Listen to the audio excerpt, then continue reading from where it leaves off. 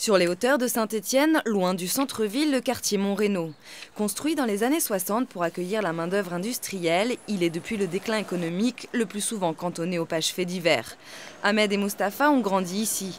Fils d'épicier, les deux frères tentent depuis 3 ans d'insuffler un nouvel élan à leur quartier avec leur supérette. Il y a eu la volonté pour nous de redonner au quartier ce qu'il nous avait apporté.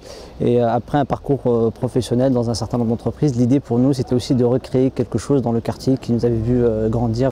Quand l'épicerie s'est installée, presque tous les commerces et services avaient déserté le quartier. Brasserie, tabac et même la poste. Qu'auparavant, pour ne serait-ce qu'une bouteille d'eau ou un litre de lait, il fallait prendre la voiture ou les transports en commun et faire au minimum 2 à 3 km. Et aujourd'hui, c'est un gain de temps et de commodité pour un quartier de 8000 habitants qui est l'équivalent d'une ville comme Guingamp.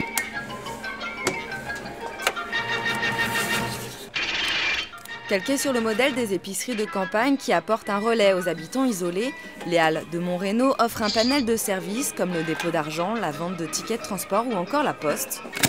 Un concept qui séduit. Merci. On est bien content parce que ça dépend de s'ils sont pas là. Comment on fait? Il faut descendre en ville. C'est l'ambiance du quartier en plus. C'est là qu'on se rencontre, on discute, on rigole et tout ça. Voilà. Et même les habitants des quartiers voisins ont de bonnes raisons de venir. C'est plus facile de récupérer ces paquets ici plutôt que dans une boutique du centre où on fait 14 fois le tour du pâté de maison avant de trouver une place pour s'y garer. Plus qu'une épicerie, cette supérette est aussi un lieu de rencontre et d'échange.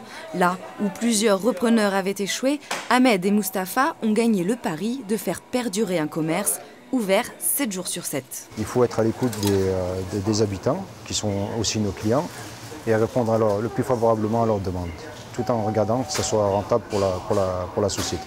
On communique beaucoup à travers les réseaux sociaux, notamment Facebook, sur toutes les innovations, sur tous les nouveaux services qu'on va proposer, sur tous les nouveaux produits qu'on va proposer. Donc l'idée, c'est d'essayer vraiment d'amener les habitants et les clients à nous accompagner un petit peu dans notre quotidien. Ahmed et Mustapha planchent déjà sur l'avenir de l'épicerie. Ils espèrent notamment pouvoir bientôt offrir aux habitants un point presse.